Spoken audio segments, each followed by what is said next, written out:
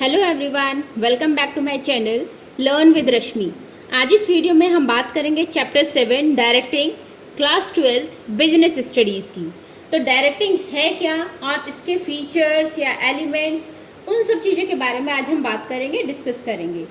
फिर से मैं अपनी एक बात रिपीट कर रही हूँ कि इस वीडियो का मोटिव होता है आपको ईजी और फनी वे में चैप्टर एक्सप्लेन करना, और ये मेरी गारंटी है इस पूरी वीडियो के होने तक आपको ये चैप्टर इतने अच्छे तरीके से आ चुका होगा कि आपको किसी और बुक या नोट्स की ज़रूरत नहीं पड़ेगी। आपको यही ये सारी चीज़ें लर्न हो चुकी होंगी इस वीडियो के एंड तक। ठीक है, तो बात करते हैं डायरेक्टिंग की। डायरेक्टिंग क्या है? डायरेक्टिंग एक फंक्शन है मैनेजमेंट का, ये हमें पता है। सबसे पहले था प्लानिंग, फिर organising, then staffing, then directing. ठीक है, तो पहले हमने प्लान कर लिया सारी चीज़ें, मैन मटेरियल अवेलेबल करा दी, स्टाफिंग भी आ गई, मतलब लोग भी हमने वैकेंसीज हमने फिल कर ली। अब उन्हें डायरेक्ट करने की ज़रूरत है। ऐसे थोड़ी ना आपने नए एम्प्लॉय बुलाए और उनसे बोला चलो काम करो, है ना। पहले आपको उन्हें समझाना होगा कि किस तरीके से काम करना है। बस उसी को ही हम क्या बोलते हैं? डायरेक्टिंग। तो directing concerned with instructing, guiding, inspiring and motivating the employees in the organisation to achieve goal. Directing का मतलब क्या है? लोगों को इंस्ट्रक्ट करना, गाइड करना, इंस्पायर करना, एज वेल एज मोटिवेट करना, जिससे वो आपके गोल को अचीव करने में आपकी हेल्प करे। ठीक है, तो ये हो गया आपका डायरेक्टिंग। या अगर हम और सिंपल लैंग्वेज में बात करें तो डायरेक्टिंग का मतलब क्या है? Telling people what to do, लोगों को ये बताना कि क्या करना है, and seeing that they do it to the best of their ability, और ये देखना कि वो अपनी पूरी एबिलिटी के साथ उस काम को करें, पूरी क्षमता के साथ उस काम को करें। ठीक है, तो ये हो गया हमारा डायरेक्टिंग की मीनिंग। इसके फीचर्स की बात कर लेते हैं। फर्स्ट है डायरेक्टिंग इनिशिएट एक्शन। डायरेक्टिंग काम करना शुरू कर देता है, क्योंकि अभी तक हमारे पास एम्प्लॉय भी आ गए, हमने प्लानिंग कर चुके हैं, मशीनें हमारे पास, एम्प्लॉय हमारे पास, सब आ चुके हैं। अब हमें क्या करना है? काम शुरू करना है। तो डायरेक्टिंग काम स्टार्ट कर देता है काम को। ठीक है, यहाँ से काम शुरू हो जाता है, आपका फाइनल जो एक्शन होता है ना, प्लानिंग का जो एक्शन है वो शुरू हो जाता है। तो यहाँ से एक्शन में काम स्टार्ट हो जाता है। Then directing is a continuous function. हाँ, डायरेक्टिंग एक कंटिन्यूस फंक्शन है। ऐसा नहीं है केवल आज आप एम्प्लॉय को गाइड कर रहे हैं, केवल आज ही आप उसे इंस्ट्रक्ट कर रहे हैं, आगे तक या आने वाले टाइम पर आपको कंटिन्यूस बेसिस पर उसे इंस्ट्रक्ट करना होगा। तो डायरेक्टिंग एक कंटिन्यूस फंक्शन है। Next, directing takes place at every level. हर लेवल पर डायरेक्टिंग की ज़रूरत होती है, चाहे हम टॉप लेवल की बात करें, मिडिल लेवल की बात करें, लोअर लेवल की बात करें, तो हर लेवल के मैनेजर्स अपने सबऑर्डिनेट्स को डायरेक्ट करते हैं, उन्हें निर्देश देते रहते हैं, उन्हें इंस्ट्रक्शन देते रहते हैं। ठीक है, तो ये हर लेवल पर डायरेक्टिंग आपका काम करता है। तो कहीं ना कहीं हम इसे बोल सकते हैं कि directing is a pervasive function. Directing एक परवेसिव फंक्शन है जो हर लेवल पर यूज होता है। ठीक है, नेक्स्ट हो गया आपका flow. Directing flows from top to bottom. Directing हमेशा टॉप से बॉटम पर फ्लो करता है, मतलब टॉप लेवल मिडिल लेवल को इंस्ट्रक्शन देगा, मिडिल लेवल लोअर लेवल को इंस्ट्रक्शन देगा। ठीक है, तो ये हमेशा डायरेक्ट करना, ऐसा थोड़ी ना एम्प्लॉय मालिक को बताएगा कि क्या करना है ना। तो ये हमेशा मालिक पहले अपने जूनियर को बताएगा, जूनियर फिर अपने एम्प्लॉयज़ को बताएगा। तो हमेशा ये फ्लो करता है टॉप से बॉटम पर, ऊपर से नीचे की तरफ चलता है। नेक्स्ट आ गया आपका परफॉर्मेंस ओरिएंटेड। अब देखिए यहाँ पर हमने क्या करा है? हमने प्लान्स को परफॉर्मेंस में कन्वर्ट करा है ना। जो भी हमारी प्लानिंग्स थी उनको हमने परफॉर्मेंस में, मतलब हमने काम कराना शुरू करा है, इनिशिएट एक्शन लेना शुरू किया है। तो ये परफॉर्मेंस ओरिएंटेड होता है। इसका गोल होता है कि, और इसका एम होता है कि जो ऑर्गेनाइजेशन गोल है उसको अचीव करे, काम करना शुरू करें। तो यह काम ओरिएंटेड होता है ये। नेक्स्ट है आपका ह्यूमन एलिमेंट। ह्यूमन एलिमेंट मतलब डायरेक्टिंग ना ह्यूमन बिहेवियर को मोल्ड करने का काम करता है, बदलने का काम करता है। आप उसे ट्रेनिंग दे रहे हैं, आप उसे डायरेक्ट कर रहे हैं, आप उसे इंस्पायर कर रहे हैं, तो लोग अपने पूरी एबिलिटी के साथ काम करेंगे। तो ये इसमें क्या होता है? Study and moulding of human behaviour. Human behaviour को बदलने का काम भी डायरेक्टिंग करता है। ठीक है, ताकि लोग ज़्यादा से ज़्यादा मोटिवेट हों, इंस्पायर हों और ज़्यादा से ज़्यादा अच्छी एबिलिटी के साथ, बेस्ट एबिलिटी के साथ काम करें। ठीक है, ये हो गए इसके फीचर्स। अब बात कर लेते हैं इसकी इंपॉर्टेंस की। तो अगर मैं इसकी इंपॉर्टेंस की बात करूं तो फर्स्ट है टू इनिशिएट एक्शन। एक्शन शुरू हो जाता है भाई, सुपरवाइजर्स अपने सबऑर्डिनेट्स को इंस्ट्रक्शन देना शुरू करेंगे, गाइड करना शुरू करेंगे, उन्हें इंस्पायर करेंगे, जिससे काम शुरू हो जाता है। तो इनिशिएट एक्शन, एक्शन शुरू हो जाता है, यहाँ पर काम होना शुरू हो जाता है, ठीक है।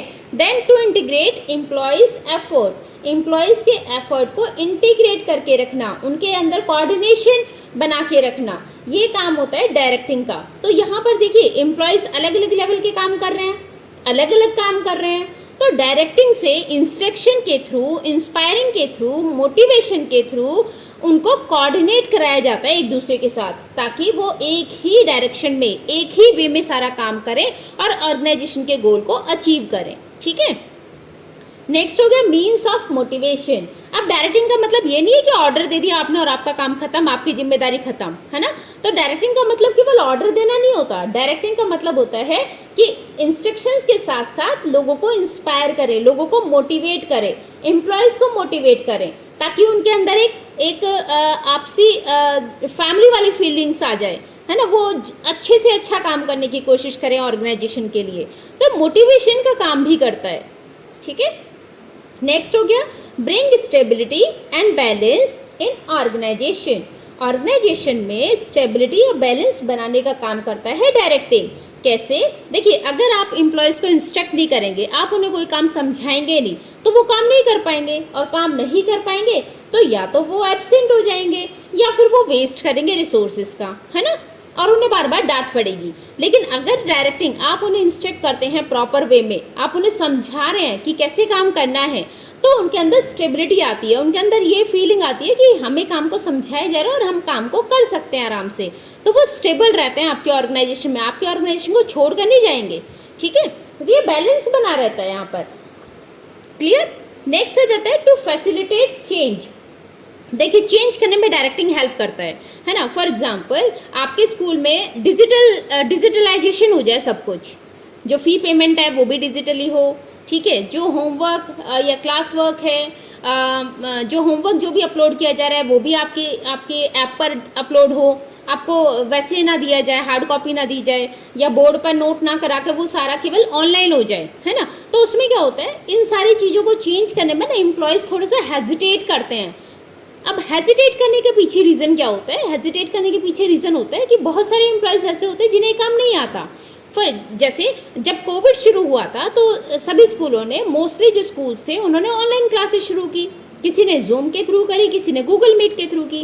अब उसे चेंज को एक्सेप्ट करने में टाइम लगा, या एम्प्लॉयज़ को हेजिटेशन हुई, टीचर्स को हेजिटेशन हुई, क्योंकि बहुत सारे टीचर ऐसे थे जिन्हें ऑनलाइन टीचिंग करना नहीं आता था, ठीक है। लेकिन अगर उन्हें प्रॉपर गाइडेंस दिया जाए, प्रॉपर उनकी हेल्प की जाए, प्रॉपर उन्हें इंस्पायर किया जाए, मोटिवेट किया जाए कि आप ये काम कर सकते हैं, इजी है, आप सीखिए, तो उसमें क्या होता है, चेंजेस लाना इजी होता है। तो टू फैसिलिटेट चेंज, अगर किसी एम्प्लॉय को हम डायरेक्ट करते रहें तो वो चेंजेस आप अपनी फॉर्म में अडॉप्ट कर सकते हैं। अदरवाइज एम्प्लॉय हेजिटेट करेगा चेंजेस को एक्सेप्ट करने के लिए, ठीक है। तो वो चेंजेस कैसे इजीली वे में आप कैसे फॉर्म कर सकते हैं उन चेंजेस को? डायरेक्टिंग के थ्रू। आप डायरेक्टिंग के थ्रू नई टेक्नोलॉजी से लोगों को अवेयर करा सकते हैं, ताकि वो चेंजेस एक्सेप्ट करने के लिए रेडी हों, ठीक है। उन चेंजेस के साथ आपकी फॉर्म में काम करें, राइट।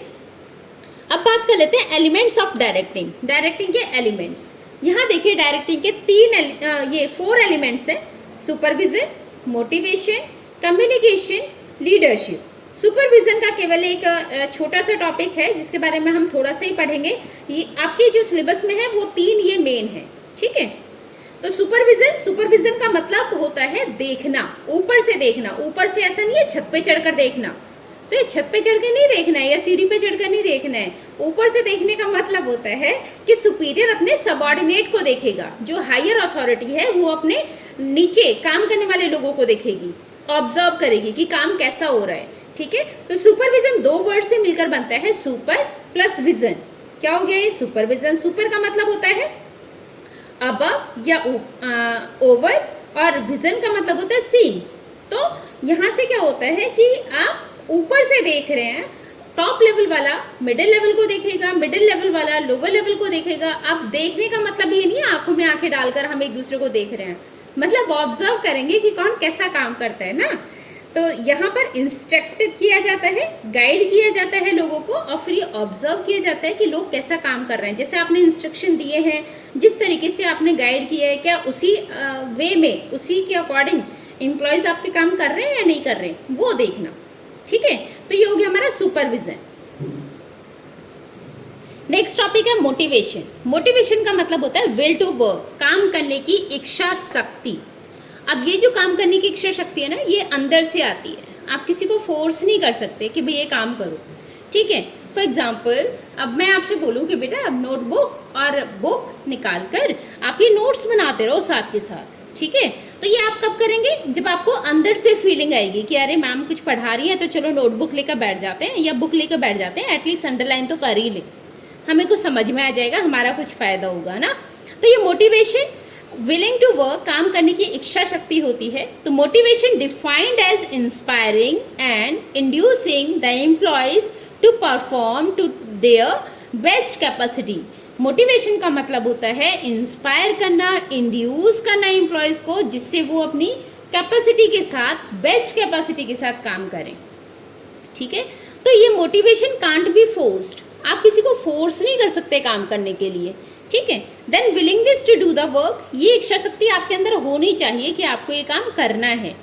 ठीक है, इससे रिलेटेड कुछ टर्म्स हैं, उनके बारे में बात कर लेते हैं। मोटिव, मोटिवेशन या motivator.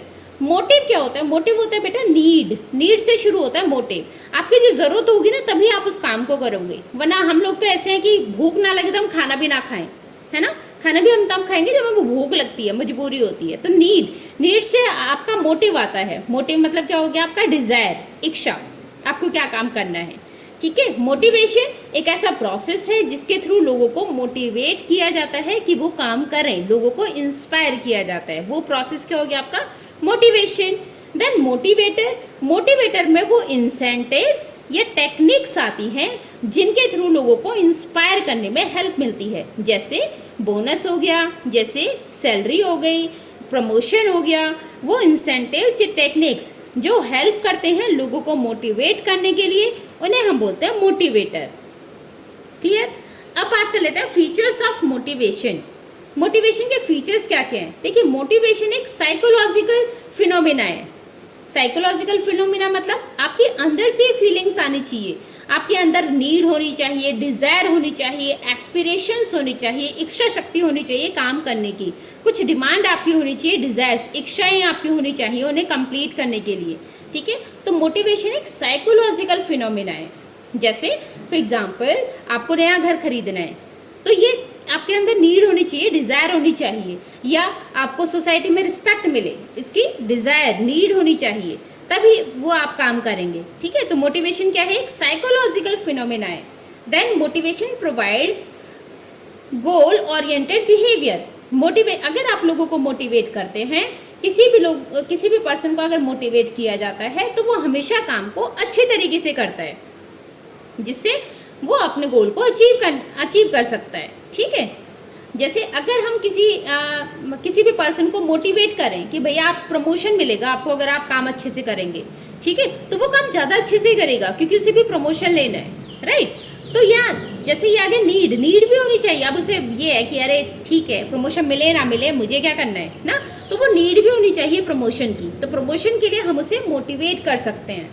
Then motivation can be positive as well as negative. Motivation positive भी हो सकता है, नेगेटिव भी हो सकता है।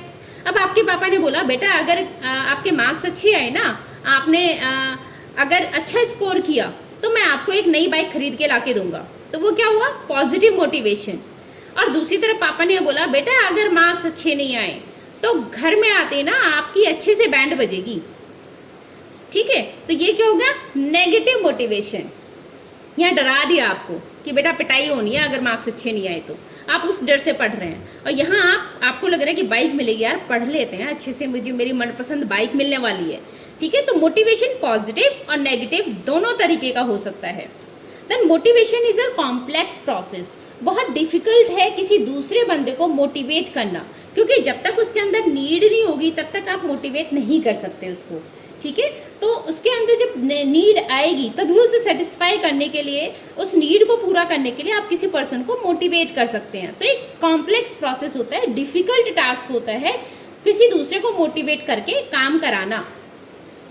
Dynamic and continuous process, dynamic change होता रहता है और कंटिन्यूस प्रोसेस है, हमेशा चलता रहेगा, ठीक है।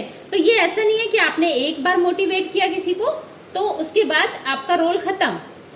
तो वो डायनेमिक चेंज होता रहता है हमेशा। आज आपसे बोला है कि भाई आपको बाइक मिलेगी, मार्क्स अच्छे आए, कल आपसे बोला जाएगा कि आप जॉब अच्छी करो, आपकी शादी करा देंगे हम ना। तो वो क्या हुआ, चेंज होता जाता है, राइट। ह्यूमन बिहेवियर हमारा चेंज होता रहता है और एक कंटिन्यूस प्रोसेस है, हमेशा मोटिवेशन की ज़रूरत हमें पड़ती है काम करने के लिए, राइट।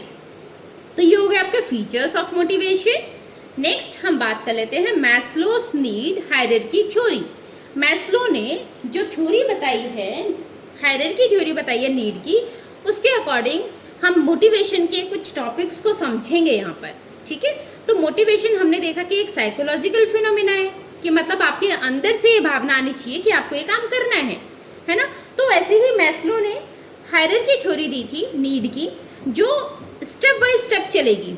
आप इन स्टेप्स को चेंज ही नहीं कर सकते और दूसरे स्टेप पर आप तभी आएंगे जब आपकी पहली नीड कंप्लीट हो जाएगी, राइट। तो पहली नीड को कंप्लीट करेंगे तभी हम दूसरी नीड पर जंप करेंगे। तो ये एक सीक्वेंस में चलती है, ऐसा नहीं है फर्स्ट के बाद आप सीधे फिफ्थ पर जंप करेंगे, तो वो नहीं होगा। एक के बाद एक नीड को पूरा करते चलेंगे। तो मैस्लो के अकॉर्डिंग उसने 5 हमें हायरार्की नीड थ्योरी दी है। 5 नीड्स है उनके अकॉर्डिंग। फर्स्ट नीड जो होती है ये है साइकोलॉजिकल नीड। साइकोलॉजिकल नीड्स में आपके आते हैं रोटी कपड़ा मकान, ठीक है। रोटी कपड़ा मकान मतलब बेसिक नीड्स आ गई आपकी, जो हमें हमारे सबसे ज़्यादा बेसिक होती हैं। जैसे हमें फूड चाहिए, शेल्टर चाहिए, क्लॉथिंग चाहिए, रोटी कपड़ा मकान, वही साइकोलॉजिकल नीड्स सबसे पहले। जब आपकी ये नीड पूरी हो जाएंगी तब आप सेकंड नीड पर चलेंगे। सेकंड नीड है हमारी safety and security need. Safety and security need में आती है आपकी, एक गाना सुने आपने, आमदनी अठन्नी खर्चा रुपया। तो बस ये वाला गाना आप याद रखना सेफ्टी एंड सिक्योरिटी नीड में। इसका मतलब क्या है कि आपको ना फ्यूचर में भी कुछ ना कुछ ऐसे काम करना है या अपनी लाइफ को ऐसे सिक्योर करना है कि आप इन नीड्स को पूरा करते रहें। ऐसा नहीं है कि आज आपके पास रोटी कपड़ा मकान है, कल आप फिर से गरीब हो गए, आपके पास ये चीज़ें ना हो। तो वो सिक्योरिटी या सेफ्टी नीड्स आपको पूरी करनी है। अब ये नीड्स कैसे पूरी होंगी, जॉब के थ्रू, है ना। अपनी सिक्योरिटी आप करेंगे। सिक्योरिटी का मतलब होता है हेल्थ कॉन्शियस होना। यहाँ पर हम ये नहीं कह रहे कि बॉडी गार्ड होने चाहिए, तो यहाँ अपनी हेल्थ का आप ध्यान रखेंगे और इन खर्चों को कैसे पूरा करेंगे किसी जॉब के थ्रू, तो वो हमारे पास हो, उन नीड्स को हम पूरा करेंगे, ठीक है। नेक्स्ट आ जाता है आपका सोशल नीड्स। सोशल नीड्स में शाहरुख खान का एक फेमस डायलॉग था जो मैं आपको बता रही हूँ, प्यार क्या है, प्यार क्या है, प्यार दोस्ती है ना। तो ये सोशल नीड है। सोशल नीड मतलब अब हमें ज़रूरत होती है जब हमारे पास पैसे भी आने लगे हैं, हम हेल्दी भी हैं, तो हमारी जो नीड आती है, नेक्स्ट नीड आती है हमारी, ये हमारी नीड आ जाती है लव और अफेक्शंस, है ना। तो लव, अफेक्शन या कंपेनशिप, भाई हमें प्यार की भी ज़रूरत पड़ेगी। प्यार मतलब आपकी फैमिली हो गई, आपके मम्मी पापा हो गए, ठीक है, या फिर आपके फ्रेंड्स हो गए, ठीक, गर्लफ्रेंड बॉयफ्रेंड, ये सब, तो उनकी हमें ज़रूरत होती है, ठीक। तो सोशल नीड, उन नीड्स को हमें पूरा करना है। देन फोर्थ पर आ जाते हैं हम। इसके बाद जब ये नीड पूरी हो जाएगी, हमारी अपनी फैमिली होगी, हमारे अपने फ्रेंड्स होंगे, उसके बाद हमारी नीड होती है एस्टीम नीड्स। एस्टीम नीड्स में आप ये गाना याद रखना, अजीमो शाह शहनशाह, है ना। तो शहनशाह वाली फीलिंग, इसका मतलब क्या है, एस्टीम नीड्स का मतलब होता है रिस्पेक्ट और रिकग्निशन।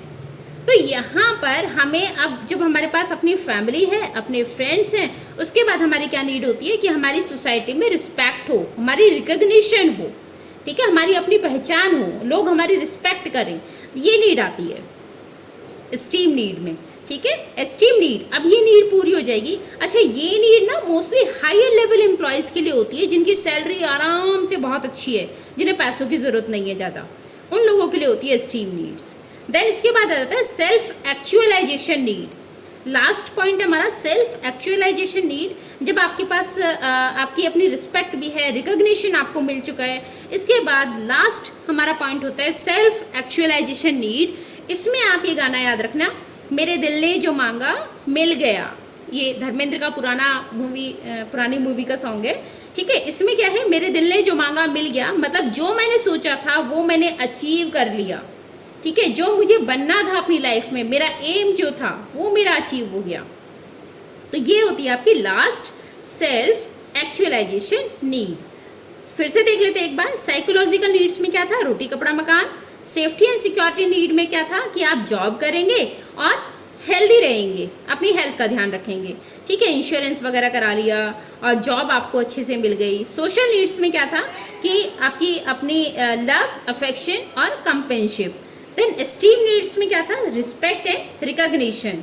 सेल्फ एक्चुअलाइजेशन, जो आपका एम था उस एम को आप अचीव करेंगे, वहाँ तक आप कोशिश करेंगे पहुँचने की, उस गोल को अचीव करने की, ठीक है। तो ये 5 स्टेप्स थे हमारे नीड्स के।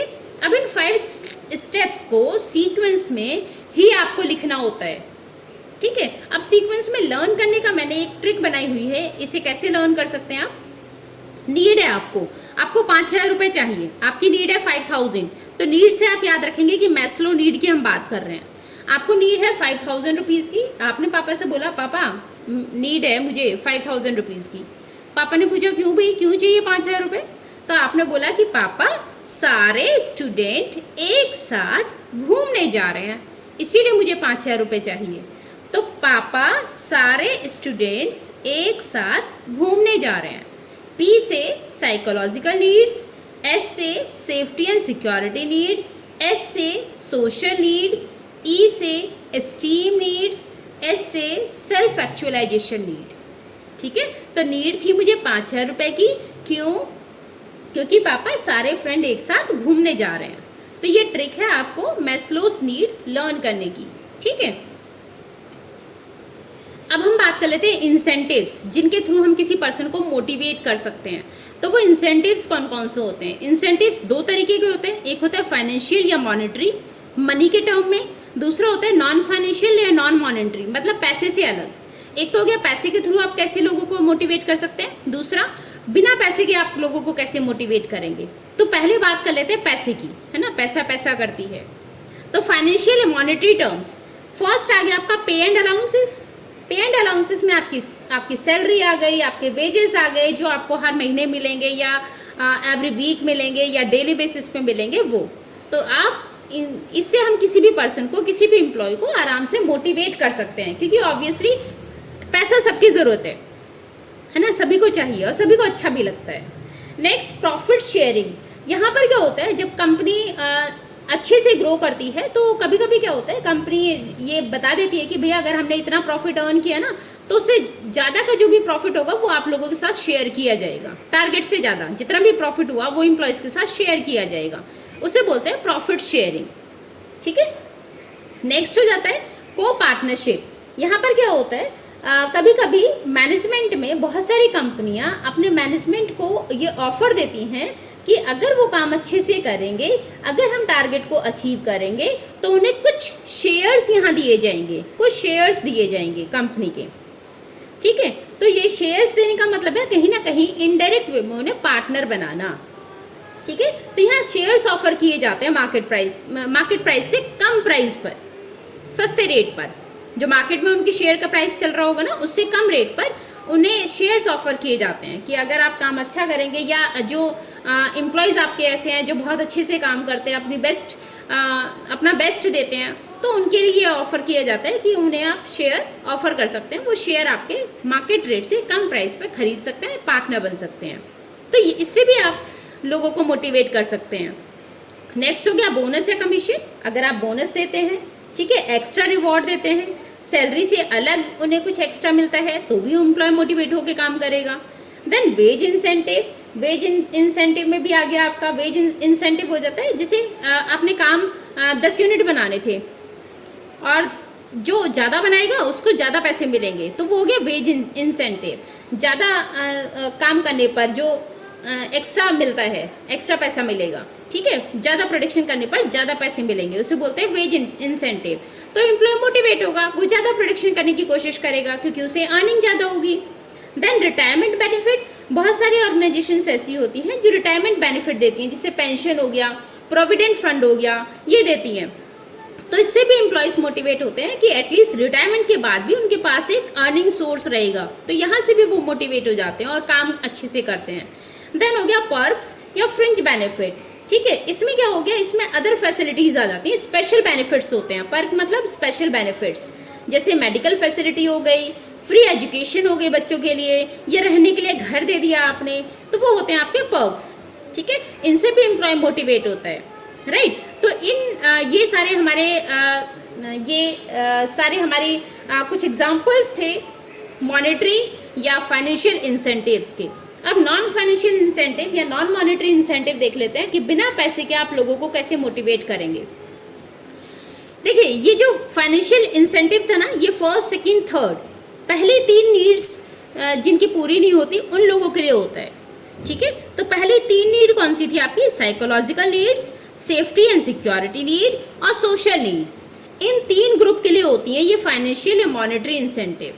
बाकी जो हमारे 2 पॉइंट बचते हैं, जैसे स्टीम नीड्स या सेल्फ एक्चुअलाइजेशन नीड, उन लोगों के लिए होती है नॉन मॉनेटरी। क्योंकि मैंने आपको तब भी बताया था जब हम समझा रहे थे कि यहाँ पर इन लोगों के पास पैसा तो ऑलरेडी आ चुका है, अब इन्हें कुछ अलग चाहिए, अब आप इन्हें पैसे से मोटिवेट नहीं कर सकते, तो उनके लिए क्या होता है, नॉन मॉनेटरी इंसेंटिव्स होते हैं।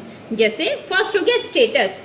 स्टेटस, अगर आप उन्हें उनकी रैंक बढ़ाते हैं, उन्हें अथॉरिटी देते हैं, रिस्पॉन्सिबिलिटी देते हैं, प्रेस्टीज उनकी बढ़ती है, तो वो मोटिवेट होकर काम करेंगे, ठीक है। नेक्स्ट आ गया ऑर्गेनाइजेशनल क्लाइमेट। ऑर्गेनाइजेशनल क्लाइमेट का मतलब होता है कि पॉजिटिव अप्रोच, है ना।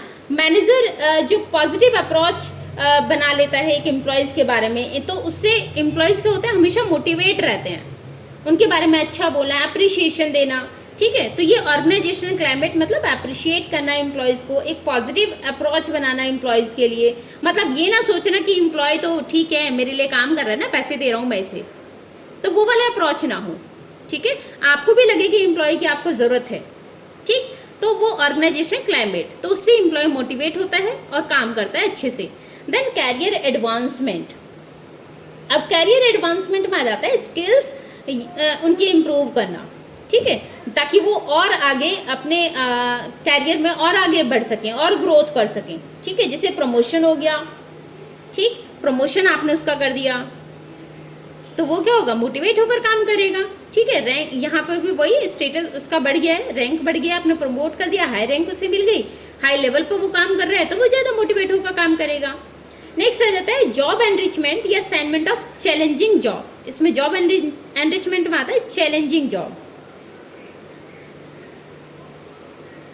तो चैलेंजिंग जॉब मतलब उसे काम ऐसा करना जिसमें उसे मजा आए। हमेशा देखिए एक ही तरह का काम कर करके ना एम्प्लॉय भी बोर हो जाता है, तो कभी कभी उसके जॉब को चेंज कर देना, उसे चैलेंजिंग जॉब देना, इंटरेस्टिंग जॉब देना, जिसमें वो अपना मन लगा कर काम करे, ठीक है। तो यहाँ उसकी जॉब को थोड़ा सा चेंज कर देना, उससे भी एम्प्लॉय मोटिवेट होकर काम करेगा। नेक्स्ट आ जाएगा एम्प्लॉय रिकग्निशन। एम्प्लॉय रिकग्निशन मतलब ईगो सेटिस्फाई करना, उसका रिस्पेक्ट करना, ऐसा नहीं है आप उसे कैसे भी ट्रीट कर रहे हैं। तो यहाँ पर रिकग्निशन में आ जाता है कि एम्प्लॉय को आप उसे अगर वो अच्छा काम कर रहे हैं तो उसे आपने कॉन्ग्रेचुलेट किया, ठीक है, सर्टिफिकेट दिया अचीवमेंट का, ये आ गया एम्प्लॉय रिकग्निशन में, तो उससे एम्प्लॉय मोटिवेट होकर आपका काम करेगा। Then employee participation. अब यहाँ जो भी आप डिसीजन ले रहे हैं, अगर हम एम्प्लॉयज़ को उसमें इन्वॉल्व करते हैं डिसीजन मेकिंग में, तो एम्प्लॉय का मोरल बूस्ट होता है, वो ये सोचता है कि अच्छा उससे पूछ के भी डिसीजन लिए जा रहे हैं, तो उसका कॉन्फिडेंस लेवल बढ़ता है और वो ज़्यादा अच्छे से आपके फॉर्म में काम करेगा, अपना 100% देगा। नेक्स्ट आ जाता है, लास्ट है ऑटोनॉमी। ऑटोनॉमी या एम्पावरमेंट, ठीक है। तो यहाँ पर आ जाता है फ्रीडम, थोड़ी सी उसे फ्रीडम देना। ऑटोनॉमी का मतलब हो जाएगा यहाँ फ्रीडम, थोड़ी सी उसे फ्रीडम देना, ठीक है, उसे डिसीजन लेने में उसे फ्री करना, थोड़ी सी उसे कुछ पावर्स देना, ठीक, तो वो ऑटोनॉमी, तो वो मोटिवेट हो जाएगा जब उसे कुछ पावर्स मिलेंगे या उसे फ्री किया जाएगा डिसीजंस लेने के लिए, ठीक है, तो वो ज़्यादा मोटिवेट होकर काम करेगा। तो ये थे नॉन फाइनेंशियल इंसेंटिव्स ये किसके लिए होते हैं बेसिकली? 4th या 5th ग्रुप वाले के लिए, मतलब जिनकी पहली 3 नीड्स पूरी हो चुकी हैं, जिनकी साइकोलॉजिकल नीड पूरी हो चुकी है, जिनकी सेफ्टी नीड्स पूरी हो चुकी है, जिनकी सोशल नीड्स पूरी हो चुकी है, उन लोगों के लिए नॉन मॉनेटरी इंसेंटिव्स काम करते हैं, राइट। नेक्स्ट टॉपिक हमारा लीडरशिप। लीडरशिप क्या है? Leadership is a process of influencing the behaviour of people at work towards the achievement of specified goal. मतलब लोगों को अपने बिहेवियर से इन्फ्लुएंस करना, अट्रैक्ट करना कि वो भी आपकी तरह बनने की कोशिश करें, है ना। तो लोगों को अपने बिहेवियर से इन्फ्लुएंस करना ताकि वो आपकी बात माने और गोल को अचीव करें, ठीक है, काम करें, गोल को अचीव करें, ठीक है। तो वो हो गया आपका लीडरशिप। अच्छा, लीडरशिप में इन्फ्लुएंस कम से कम 2 या ज़्यादा लोगों को इन्फ्लुएंस करना होता है, खुद को इन्फ्लुएंस करना नहीं होता लीडरशिप। ऐसे नहीं होता कि आप शीशे के सामने खड़े हो गए, मिरर के सामने, और बोल रहे कि अरे मैं तो भाई बड़ा अच्छा लीडर हूँ, ठीक है, ऐसे नहीं होता। लीडरशिप में किसी दूसरे बंदे को, 2 या 2 से ज़्यादा बंदों को अगर आप इन्फ्लुएंस कर पा रहे हैं, उससे हम लीडरशिप बोलेंगे, राइट। इसकी स्टाइल्स की बात कर लेते हैं। इसमें जो अलग अलग तरीके की जो लीडरशिप होती है उनकी बात कर लेते हैं। तो यहाँ पे 3 स्टाइल्स ऑफ लीडरशिप है। फर्स्ट है ऑटोक्रेटिक लीडरशिप, जिसे हम ऑथोरिटेटिव भी बोलते हैं। सेकंड हो गया आपका पार्टिसिपेटिव लीडरशिप या डेमोक्रेटिक। थर्ड हो गया आपका फ्री रेंज लीडरशिप या लेजिस फेयर, ठीक है। ये आपके 3 स्टाइल्स हैं लीडरशिप के, जिनकी हम बात करेंगे, आगे एक्सप्लेन करेंगे। यहाँ हम बात करते हैं ऑटोक्रेटिक लीडरशिप। ऑटोक्रेटिक लीडरशिप को बॉस सेंटर्ड लीडरशिप बोलते हैं। मतलब यहाँ बॉस की चलेगी, बाकी लोगों की कोई नहीं सुनने वाला, केवल बॉस अपनी सुनाएगा, ठीक है। तो ये ऑटोक्रेटिक बॉस सेंटर्ड होती है, ठीक है, जिसमें लीडर के पास सारी पावर होंगी और वो सबऑर्डिनेट्स को इंस्ट्रक्शंस देगा और सबऑर्डिनेट्स को वो सारे इंस्ट्रक्शंस फॉलो करके काम करना है। अच्छा, ऑटोक्रेटिक में क्या होता है कि ऑटोक्रेटिक में सबऑर्डिनेट्स को इन्वॉल्व करके कोई डिसीजन नहीं लिए जाते। लीडर अपने आप सारे डिसीजन लेता है, ना अथॉरिटी शेयर करता है, मतलब सारी पावर्स भी इसके पास होंगी। प्लस अगर इसकी बात को कोई मानता है, इसकी बात मानने से ही काम चलता है, काम करेंगे लोग, तो उन्हें अवार्ड भी मिलेगा, रिवॉर्ड मिलेगा। लेकिन अगर इसका कोई अपोज होगा, इसके कोई अपोजिट जाएगा, तो उसको पेनल्टी भी देनी पड़ती है, ठीक है। तो ये हो गया आपका ऑटोक्रेटिक, मतलब इसकी बात मानो तो ठीक ठीक, नहीं मानोगे तो आपको पेनल्टी देनी पड़ेगी, राइट। तो अब इसके फायदे क्या क्या होते हैं ऑटोक्रेटिक लीडरशिप के? फायदा होता है कि क्विक डिसीजन मेकिंग जल्दी ले सकता है क्योंकि इसे किसी से पूछना नहीं है। देन प्रोवाइड्स स्ट्रांग मोटिवेशन भी प्रोवाइड करता है, क्योंकि कहीं ना कहीं सबको पता है कि इसकी बात अगर नहीं मानी तो मैं पेनल्टी देनी पड़ेगी, है ना। तो स्ट्रांग मोटिवेशन होता है, लोग अच्छे से काम करते हैं। Then less competent subordinates are needed. यहाँ बहुत समझदार सबऑर्डिनेट की ज़रूरत नहीं होती, क्योंकि जो भी काम करना है वो लीडर के इंस्ट्रक्शन से ही करना है, आप अपना तो कुछ सजेशन दे ही नहीं सकते। तो ये बहुत ज़्यादा समझदार या स्किल्स वाले लोगों की ज़रूरत नहीं होती। Then may bring positive result आ सकता है अगर उसकी सारे जो भी उसने इंस्ट्रक्शंस दिए उसको फॉलो किया जाएगा, उसकी स्पीड से काम किया जाएगा, तो पॉजिटिव रिजल्ट भी आ सकता है। इसमें हम एडोल्फ हिटलर का एग्जाम्पल लेते हैं। हिटलर के बारे में आप सबने पढ़ा होगा, सबने 10th में सोशल साइंस में पढ़ा होगा, 10th में 9th में, है ना। तो वो क्या करता था, जो उसकी बात मानता था वो तो ठीक है, जो उसकी बात नहीं मानता था उनको क्या करता था, जेल में डाल देता था, है ना, कॉन्सेंट्रेट उसमें गैस चैम्बर्स में वहाँ डाल देता था। डिसएडवांटेज क्या क्या होते हैं? Leads to frustration. भाई अगर कोई आपको केवल सुना ही रहा है, आपकी कोई सुनने वाला नहीं है, तो कहीं ना कहीं आप फ्रस्ट्रेट हो जाओगे, है ना, फ्रस्ट्रेशन हो जाती है, ठीक। देन नेक्स्ट बात करें, मोरल आपका कम हो जाए। Creativity of subordinates are not utilise. आपको कुछ आता है नहीं आता है उससे कोई मतलब नहीं है, क्योंकि आपको वही काम करना है जो आपको लीडर बताएगा। तो क्रिएटिविटी कम हो जाती है, क्रिएटिविटी का यूज़ ही नहीं होता। अब जब क्रिएटिविटी का यूज़ नहीं होगा तो सबऑर्डिनेट का इनिशिएटिव लेवल कम हो जाएगा, है ना, वो आगे बढ़कर काम करने की कोशिश ही नहीं करेगा, वो वही करेगा जो लीडर उसे इंस्ट्रक्ट करेगा। तो इनिशिएटिव लेवल कम हो जाता है और सबऑर्डिनेट का अपना कोई डेवलपमेंट नहीं हो रहा। भाई हमें क्या सीखने को मिल रहा है, हम तो वही कर रहे हैं जो लीडर हमें बताता जा रहा है ना। तो हमारा डेवलपमेंट कहाँ हुआ? तो यहाँ सबऑर्डिनेट का डेवलपमेंट नहीं होता, ठीक है। ये था हमारा ऑटोक्रेटिक या बॉस सेंटर्ड लीडरशिप। नेक्स्ट आ जाता है डेमोक्रेटिक पर। डेमोक्रेटिक ग्रुप सेंटर्ड होती है, डेमोक्रेटिक या पार्टिसिपेटिव, इसे पार्टिसिपेटिव बोलते हैं। तो पार्टिसिपेटिव से आपको समझ में आ गया होगा कि यहाँ पर पार्टिसिपेट कराया जाता है। ठीक है, ये ग्रुप सेंटर्ड होता है। इसमें जो भी डिसीजन लेगा लीडर, वो सबको साथ में लेकर डिसीजन लेगा। अगर उसे कोई डिसीजन लेना है तो वो एम्प्लॉय से बात करेगा, अपने सबऑर्डिनेट से बात करेगा, फिर डिसीजन लेगा। यहाँ पर अथॉरिटीज़ को भी डेलीगेट किया जाता है। ठीक है, शेयर किया जाता है, पावर्स को शेयर करेंगे वो अपने सबऑर्डिनेट्स के साथ। तो इसे बोलते हैं ग्रुप सेंटर्ड। इसका क्या फ़ायदा होता है, एडवांटेजेस क्या क्या है इसकी? जॉब सेटिस्फैक्शन, लोग अच्छे से काम करेंगे, वो सेटिस्फाई रहेंगे अपनी जॉब से, उनका मोराल बूस्ट होगा, है ना, मोटिवेशन मिलेगा, क्योंकि उनसे भी पूछ कर डिसीजन लिए जा रहे हैं। Then improve decision making quality of subordinate, decision making ability of subordinate. Subordinates को भी डिसीजन लेने की जो एबिलिटी है, स्किल्स है, वो उन्हें मिलेगी। सबऑर्डिनेट्स भी डिसीजन लेना सीखेंगे तो उनकी एबिलिटी बढ़ती है। ठीक है, देन डेवलप पॉजिटिव एटीट्यूड, एक पॉजिटिव एटीट्यूड बनता है ऑर्गेनाइजेशन के लिए। ठीक है, क्योंकि वहाँ पर आपकी भी सुनी जा रही है, और लेबर टर्नओवर कम हो जाता है। लेबर टर्नओवर या एब्सेंटिज्म वो कम हो जाती है। अब यहाँ पर क्या करेंगे, लेबर छुट्टियाँ कम करने की कोशिश करेंगे, क्योंकि वहाँ उनसे पूछ कर भी काम किया जा रहा है, उनकी भी सलाह ली जा रही है, तो एक पॉजिटिव एनवायरनमेंट है। तो ऐसे में लेबर आगे बढ़कर काम करता है और छुट्टियाँ कम लेता है। ठीक है, तो यहाँ पर लेबर टर्नओवर कम हो जाएगा। डिसएडवांटेज की अगर बात करूँ, उसके नुकसान क्या क्या है, तो टाइम कंज्यूमिंग है, डिले इन डिसीजन। तो टाइम कंज्यूमिंग है, क्योंकि आपको सबसे पूछ कर डिसीजन लेना है ना, सारे सबऑर्डिनेट से आप पूछेंगे, तो सबसे अगर आपको पूछ के डिसीजन लेना है तो उसमें टाइम लगेगा और डिसीजंस डिले होंगे। Then may not yield positive result, कभी कभी ऐसा होता है पॉजिटिव रिजल्ट नहीं होता इसका। ठीक है, क्योंकि जो सबऑर्डिनेट्स होते हैं ना, वो लीडर से कम इंटरेक्ट होने की कोशिश करते हैं, वो उसके साथ कम बात करने की कोशिश करते हैं। तो अगर ऐसी सिचुएशन है तो वहाँ पर पॉजिटिव रिजल्ट हो सकता है ना आए, राइट। देन लीडर में पास द वर्क टू सबऑर्डिनेट। अब यहाँ लीडर सबके साथ डिस्कशन चल रहा है लीडर का, तो कभी कभी ऐसे भी होता है कि लीडर अपनी ड्यूटी को ना सबऑर्डिनेट्स को ट्रांसफर कर देता है, अपने काम सबऑर्डिनेट्स पर थोप देता है। Then may be considered as sign of incompetence of leader. कभी कभी ऐसा होता है जब हर डिसीजन में हम इन्वॉल्व करते हैं दूसरे लोगों को, तो ये भी एक मिथ बन जाती है, एक सोच बन जाती है कि लीडर को कुछ नहीं आता, वो हमेशा सबसे पूछ के काम करता है, तो उसे कुछ नहीं आता होगा।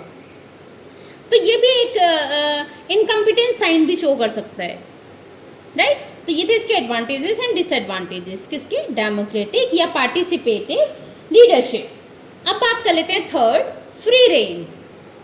यहाँ बात कर लेते हैं फ्री रेन लीडरशिप की।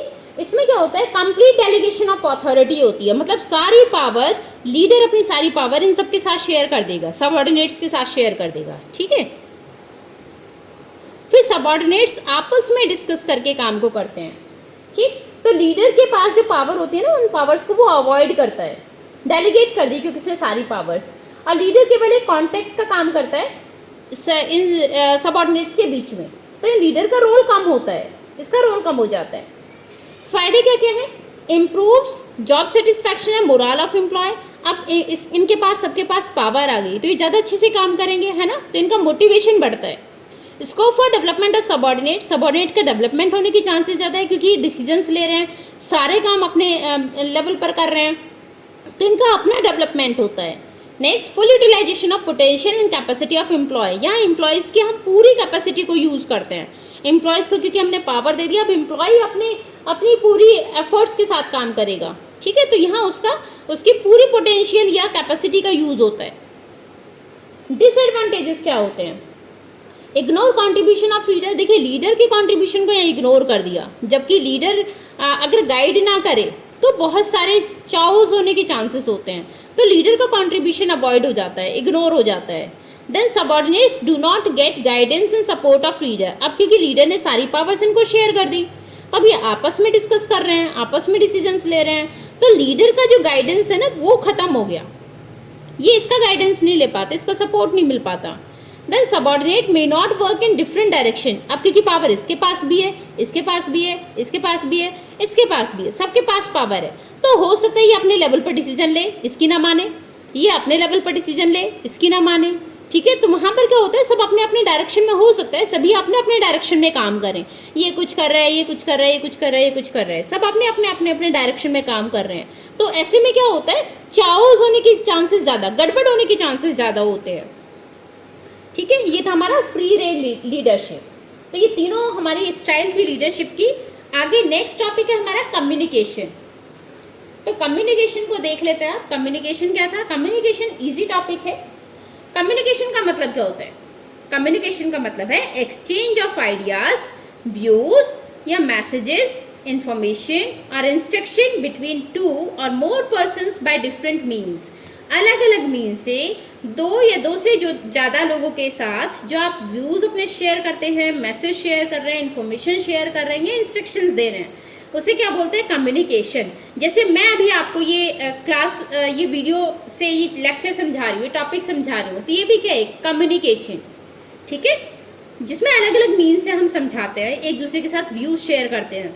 अब ये मीन्स कौन कौन से हो सकते हैं, स्पोकन वर्ड्स बोलकर, रिटर्न लिखकर, डायग्राम पिक्चर या ग्राफ, डायग्राम के थ्रू, पिक्चर्स के थ्रू या ग्राफ के थ्रू आप मैसेज कन्वे कर रहे हैं, गेस्चर्स के थ्रू आप मैसेज कन्वे कर रहे हैं। ठीक है, ये अपने आइडियाज शेयर कर रहे हैं। तो ये सारे क्या हो गए हमारे कम्युनिकेशन के अलग अलग मीन्स, जिसके थ्रू हम एक दूसरे के साथ कम्युनिकेट करते हैं।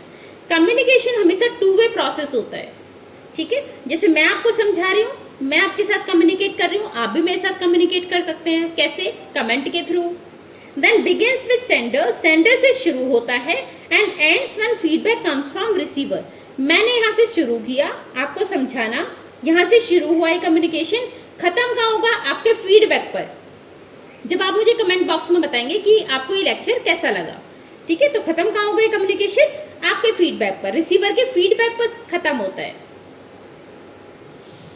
यहाँ पर आ जाता है हमारे कम्युनिकेशन प्रोसेस, ये इसके एलिमेंट्स, मतलब क्या क्या इसमें एलिमेंट्स हैं कम्युनिकेशन प्रोसेस के, उनकी हम बात कर लेते हैं। सबसे पहला है सेंडर। सेंडर कौन है, जो बंदा मैसेज भेजेगा उसे बोलते हैं सेंडर। मैसेज ऑब्वियसली जो आप व्यूज़ है, जो आपका आइडिया है, जो आप सेंड करना चाहते हैं, जो कंटेंट है, उसे बोलते हैं मैसेज। इनकोडिंग, इनकोडिंग मतलब जो सेंडर उसे कन्वर्ट करेगा ना किसी लैंग्वेज में। अब भाई मैंने अपने माइंड में कुछ सोचा है, बताओ क्या सोचा है, अब आप ऐसे कैसे बता देंगे कि मैडम कैसी बात कर रहे हो, ऐसे कैसे बता दें, है ना। तो इनकोडिंग का मतलब होता है जब मैं उसे कन्वर्ट कर दूंगी। अब मैं अगर मैं कुछ लिख दूं तो आप बता सकते हैं कि मैम आप ये सोच रहे थे, मैं सोच रही थी कि trick to learn communication process, मैं ये सोच रही थी। अब आपको समझ में आ गया कि मैडम क्या सोच रही थी। ठीक है, तो ये क्या था, इनकोडिंग, जो सेंडर कन्वर्ट कर लेते हैं मैसेज को किसी लैंग्वेज में। अब मैंने लैंग्वेज में कन्वर्ट कर दिया, आपको समझ में आ गया कि मैं क्या सोच रही थी, क्या मेरा मैसेज था। ठीक है, देन मीडिया, मीडिया का मतलब हो गया मीन्स, किस मीन्स के थ्रू हम वो भेजेंगे मैसेज, शेयर करेंगे। इसमें लेटर्स आ सकते हैं आपके, व्हाट्सएप आ सकता है, व्हाट्सएप का मैसेज है ना, फ़ोन हो गया, ये हो गया मीडिया, मतलब मीन्स, किस मीन्स के थ्रू आप मैसेज को भेजेंगे वो। देन हो जाता है डिकोडिंग। डिकोडिंग में रिसीवर अब इसे किस वे में समझ रहा है, रिसीवर इसे समझने के लिए अपनी लैंग्वेज में कन्वर्ट करता है। ठीक है, उसे बोलते हैं डिकोडिंग। तो इनकोडिंग कौन करता है, सेंडर, मैंने आपको समझाने के लिए यहाँ लिख दिया। डिकोडिंग कौन करेगा, रिसीवर, वो इसे समझेगा अपनी तरीके से। अब आप समझ रहे हैं इसका मतलब क्या है। ठीक है, तो वो क्या हो गया, डिकोडिंग। रिसीवर कौन हो गया, आप, जो मैसेज ले रहा है, जो मैसेज रिसीव कर रहा है। ठीक है, देन फीडबैक, फीडबैक का मतलब हो गया अब रिसीवर ने उसके साथ, रिसीवर ने हमने जो मैसेज दिया, रिसीवर ने उस पर कैसा रिस्पॉन्ड किया, उसे बोलते हैं फीडबैक। क्या रिस्पॉन्स आया उसका। ठीक है, तो फीडबैक क्या हो गया, रिस्पॉन्स, किसका रिस्पॉन्स, रिसीवर का, रिसीवर का क्या रिस्पॉन्स आया। तो शुरू कहाँ से हुआ था, सेंडर से, खत्म कहाँ पर हुआ, रिस्पॉन्स ऑफ रिसीवर पर। ठीक है, अब इसे लर्न कैसे करें इजी वे में कम्युनिकेशन प्रोसेस को, तो उसके लिए मैंने एक ट्रिक बनाई है। हम ये बात कर रहे थे ना ट्रिक की, तो ट्रिक बनाई है कि आप कम्युनिकेशन का मतलब क्या होता है, व्यू शेयर करना। तो आपके फ्रेंड ने आपके साथ एक मीम शेयर किया है, क्या शेयर किस में आता है आपका, कम्युनिकेशन में, व्यू शेयर किया है, अपना एक जोक शेयर किया है। तो आपके फ्रेंड ने, FRD का मतलब है फ्रेंड, फ्रेंड ने एक मीम शेयर किया है, MEMS, एक फ्रेंड ने मीम्स शेयर किए हैं। ठीक है, तो आपके फ्रेंड ने मीम्स शेयर किए हैं आपके साथ। तो शेयर से व्यूज शेयर करते हैं, कहाँ आ गया कम्युनिकेशन प्रोसेस। कम्युनिकेशन प्रोसेस के एलिमेंट्स क्या थे कि फ्रेंड ने मीम्स शेयर किए हैं।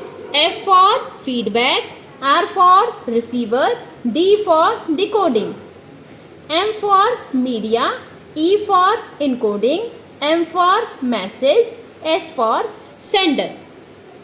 ठीक है, तो यहाँ से शुरू होकर यहाँ पे ख़त्म हो रहा है। स्टार्ट यहाँ से हुआ है, एस फॉर स्टार्ट, स्टार्ट यहाँ पर हुआ है और एंड कहाँ है, यहाँ पर। ठीक है, तो आपके फ्रेंड ने मीम्स शेयर किए हैं, या आप ऐसे कर सकते हैं कि फ्रेंड ने मीम्स किए हैं, फ्रेंड ने शेयर। ठीक है, तो फ्रेंड ने आपके मीम्स शेयर किए हैं। शेयर क्या किया था, व्यूज़ शेयर करने को क्या बोलते हैं, कम्युनिकेशन प्रोसेस। तो कम्युनिकेशन प्रोसेस में एलिमेंट्स थे कि आपके फ्रेंड ने आपको कुछ मीम्स शेयर किए हैं, वहाँ से आप ये याद रख सकते हैं। ठीक है, अब बात कर लेते हैं इसके फॉर्म्स की। कम्युनिकेशन फॉर्म दो तरीके के होते हैं हमारे ऑर्गेनाइजेशनल कम्युनिकेशन। एक होता है फॉर्मल कम्युनिकेशन, एक इनफॉर्मल कम्युनिकेशन। फॉर्मल मतलब ऐसे बोलते हैं ना, स्कूल में आप जब जाते तो फॉर्मल ड्रेस में, यूनिफॉर्म। और इनफॉर्मल, अरे कुछ भी पहन लिया। ठीक है, तो फॉर्मल कम्युनिकेशन जहाँ एक प्रॉपर वे होगा कम्युनिकेशन का, उसे बोलते हैं फॉर्मल कम्युनिकेशन। जहाँ कोई ऐसा प्रॉपर चैनल नहीं होगा, वो हो गया इनफॉर्मल कम्युनिकेशन। ठीक है, तो शुरुआत करते हैं फॉर्मल कम्युनिकेशन से। फॉर्मल कम्युनिकेशन क्या था, ऑफिशियल कम्युनिकेशन। ठीक है, ऑफिशियल वे में, एक प्रॉपर वे में जो कम्युनिकेशन चैनल होता है किसी भी ऑर्गेनाइजेशन में, उसे हम बोलते हैं formal communication. Formal communication generally written form में होता है। ठीक है, रिटन फॉर्म में मैसेजेस डिलीवर किए जाते हैं एक दूसरे को। जैसे एम्प्लॉयज़ को कुछ बताना है तो वो रिटन फॉर्म में जाएगा, कोई भी नोटिस हुआ, कोई भी इंस्ट्रक्शन हुआ, वो रिटन फॉर्म में होता है, क्योंकि उसे हम एज अ प्रूफ संभाल कर रख सकते हैं, उसका रिकॉर्ड रखना ईजी होता है। ठीक है, तो फॉर्मल कम्युनिकेशन में जो वर्बल कम्युनिकेशन होता है या ओरल कम्युनिकेशन होता है, उसको अवॉइड किया जाता है और रिटन फॉर्म का ज़्यादा यूज़ किया जाता है। ठीक है, ये हो गया हमारा फॉर्मल कम्युनिकेशन। फ़ायदे क्या क्या होते हैं भाई, गोल ओरिएंटेड है, गोल अचीव करने में हेल्प होगा। आप एक प्रॉपर वे में सीक्वेंस में इंस्ट्रक्शंस को फॉलो कर रहे हो, ये इंस्ट्रक्शंस को आगे फॉरवर्ड कर रहे हो, जिससे गोल अचीव करने में हेल्प मिलेगी। एक सिस्टमेटिक वे में आपकी ऑर्गेनाइजेशन रन करती है, एक प्रॉपर चैनल होता है वहाँ पर, जैसे हमने बात की थी स्केलर चेन की।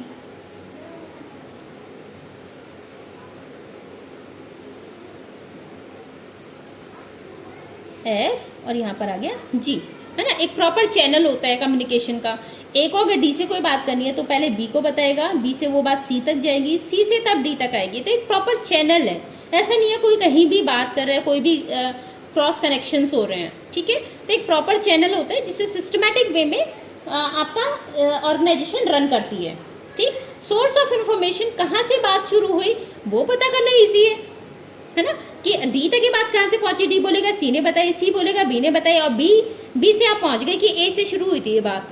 ठीक है, तो source of information find out करना ईजी होता है। डिसएडवांटेज, नुकसान की अगर मैं बात करूँ तो क्या होता है, इम्पर्सनल, यहाँ लोगों को कोई पर्सनल रिलेशंस नहीं बनाने होते, यहाँ जो भी मैसेज, ठीक है मैसेज कन्वे करना है, इम्पर्सनल मैसेज, इम्पर्सनल रिलेशंस होते हैं, है ना, इम्पर्सनल मैनर में आगे फॉरवर्ड किया जाता है। देन डिले इन्फॉर्मेशन, डिले होती है इन्फॉर्मेशन आगे फॉरवर्ड करने में, क्योंकि ए को डी तक इन्फॉर्मेशन पहुंचानी थी तो उसे बी तक जाना पड़ा, बी से डी, बी से सी और सी से तब डी तक वो इन्फॉर्मेशन आई, तो इन्फॉर्मेशन आगे फॉरवर्ड करने में टाइम लगता है। ठीक है, then may not transmitted accurately to avoid unfavourable effect of communication. कभी कभी ऐसा होता है कि एक्यूरेट आपका ना जो मैसेज होता है वो एक्यूरेट ट्रांसफर नहीं होता, क्योंकि यहाँ से आपने कोई बात बी को बताई, बी से वो बात सी तक गई, सी से वो बात डी तक गई, तो चैनल काफ़ी हो गए आपके। ठीक है, तो हो सकता है वो मैसेज आपका फिल्टर हो जाए यहाँ तक आते आते।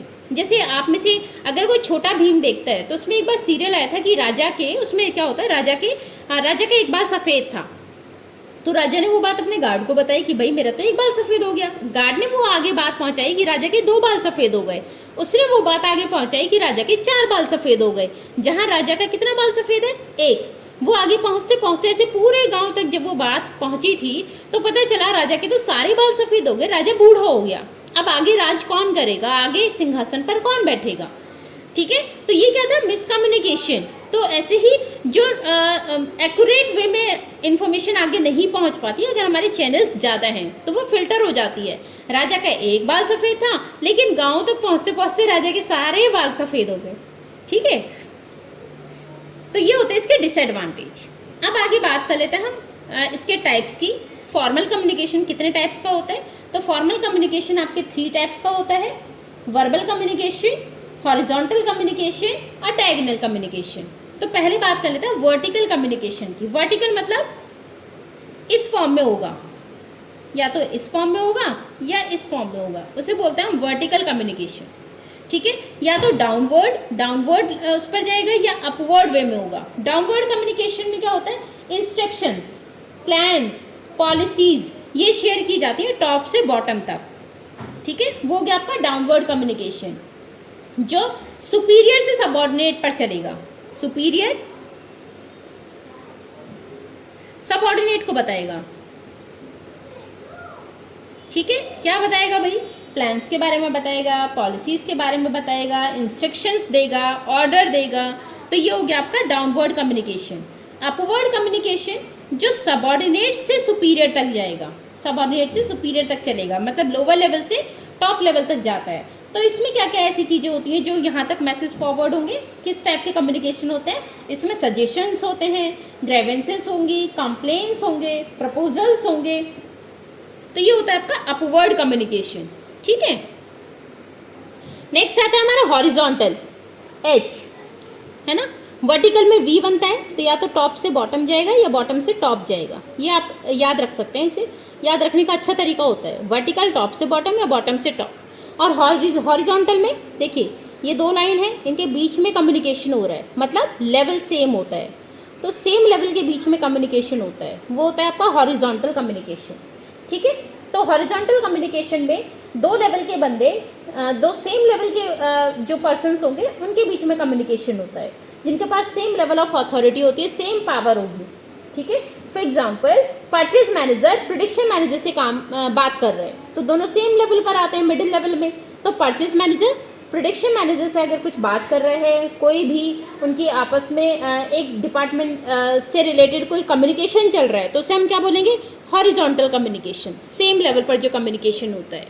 ठीक है, नेक्स्ट आ गया आपका डायगोनल। डायगोनल क्या होते हैं? ऐसे होते हैं ना, इनको बोलते हैं ना डायगोनल्स, यहाँ से यहाँ, यहाँ से यहाँ। तो डायगोनल कम्युनिकेशन सेम ऐसे ही होता है, मतलब ज़रूरी नहीं है दो सेम लेवल के बीच में बात हो, यहाँ किसी भी लेवल की किसी भी लेवल के साथ बात हो सकती है। ठीक है, तो अलग अलग डिफरेंट लेवल होंगे।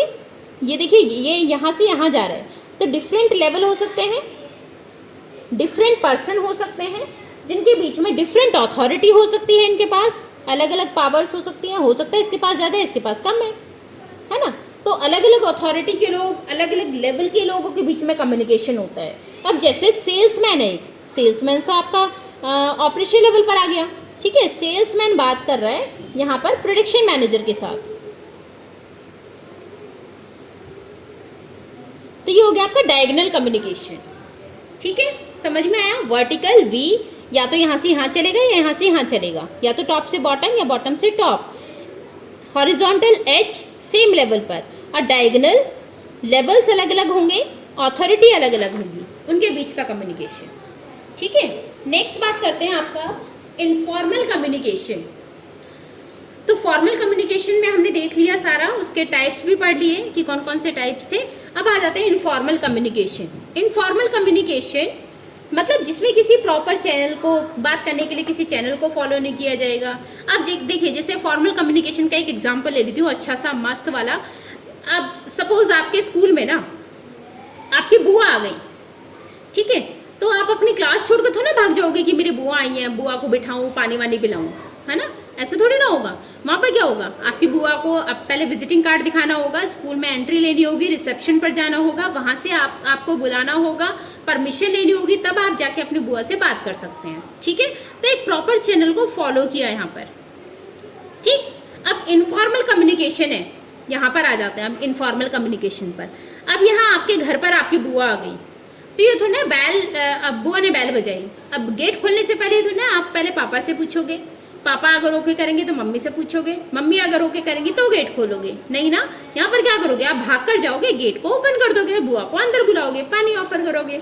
ठीक है, तो ये था हमारा इनफॉर्मल कम्युनिकेशन, जहाँ पर communication between different members of organisation who are not officially attached to each other. ऐसा कम्युनिकेशन होता है अलग अलग मेंबर्स के बीच में, जो जरूरी नहीं है कि वो ऑफिशियली अटैच्ड हो। ठीक है, मतलब ऐसा नहीं है कि एक ही फॉर्म में काम कर रहे हैं वो लोग। अब बुआ आपके स्कूल में थोड़ा पढ़ती हैं, तो एक ही फॉर्म में तो नहीं काम कर रहे थे। ठीक है, तो ऐसे लोगों के बीच का कम्युनिकेशन जो हो सकता है अलग अलग डिपार्टमेंट में काम करते हो, अलग अलग ऑर्गेनाइजेशन में काम करते हो, या फिर जरूरी नहीं है ऑर्गेनाइजेशन में काम भी करते हो, राइट। तो ऐसे लोगों के बीच का कम्युनिकेशन होता है आपका इनफॉर्मल कम्युनिकेशन। इसके क्या क्या फायदे होते हैं, इसके advantage, focus on psychological satisfaction. Psychological, मन की शांति मिलती है हमें, है ना। अगर हम किसी के साथ बात करते हैं, किसी के साथ अपनी गॉसिप शेयर कर रहे हैं, तो क्या होता है, शांति मिल जाती है मन को ना। शांति, वो ये किसी लड़की का नाम नहीं है शांति, साइकोलॉजिकल सेटिस्फैक्शन वाला शांति है। ठीक, अब जैसे फॉर एग्जांपल आपकी क्लास में टीचर नहीं है, तो क्या करोगे, फटाफट एक दूसरे से फर्स्ट बेंच लास्ट बेंच के साथ भी बात कर रही है, थर्ड बेंच के साथ भी बातें कर रही है। क्या मिलता है आप लोगों को बात करके, यही मिलता है ना, वही वाली शांति है ये। ठीक है, तो focus on psychological satisfaction. Then इसका और क्या फायदा है, कम्युनिकेशन बहुत फास्ट होता है। आपको ऐसे नहीं है किसी एक चैनल को फॉलो करना पड़ेगा। जैसे मैंने बुआ का एग्जांपल लिया, तो यहाँ ऐसा नहीं है आपको पहले परमिशन लेनी पड़ेगी बुआ के लिए गेट ओपन करने के लिए। आप बहुत फास्ट, हम जो कम्युनिकेशन होता है हमारा बहुत फास्ट होता है यहाँ पर। ठीक है, हमें किसी चेन को फॉलो नहीं करना। Then true and accurate response, अगर किसी ऑर्गेनाइजेशन में से फॉलो किया जाता है तो उसमें उसका क्या फ़ायदा होता है, इसमें ट्रू एंड एक्यूरेट रिस्पॉन्स मिल जाता है। भैया मैनेजर ना एम्प्लॉय से बात कर रहा है, तो एम्प्लॉय इसका पड़ोसी है, दोस्त है, अच्छा, तो उससे वैसे भी बात कर सकता है वो, है ना। और इनफॉर्मल वे में अगर बात कर रहे हैं तो उसे पता चल जाएगी, ट्रू फीडबैक आएगा कि जो पॉलिसीज़ उन्होंने बनाई हैं उसका रिस्पॉन्स क्या है, एम्प्लॉयज़ क्या सोचते हैं उस पॉलिसीज़ के बारे में। ठीक है, तो एक ट्रू और एक्यूरेट रिस्पॉन्स मिल जाता है। डिसएडवांटेज क्या है, र्यूमर्स बहुत फैल जाते हैं। जैसे मैंने एग्जांपल लिया ना, राजा का एक बाल सफ़ेद था, वो पहुँचते पहुँचते क्या हो गया, राजा के सारे बाल सफ़ेद हैं। तो र्यूमर्स बहुत ज़्यादा फैल जाते हैं। पता चला कि अरे तेरे दोस्त ने तो तेरे बारे में ऐसे बोला, अच्छा ऐसे बोला, कब बोला बता। ठीक है, तो वो र्यूमर्स फैल जाते हैं। गेट डिस्टॉर्टेड, ये ना एक देखिए कहीं भी इसे ऐसा तो है नहीं कोई सिस्टमेटिक वे में चल रहा है, अनसिस्टमेटिक वे होता है। तो यहाँ पर जो काम होता है ना वो पूरा प्रॉपर सिस्टमेटिक वे में नहीं चल पाता।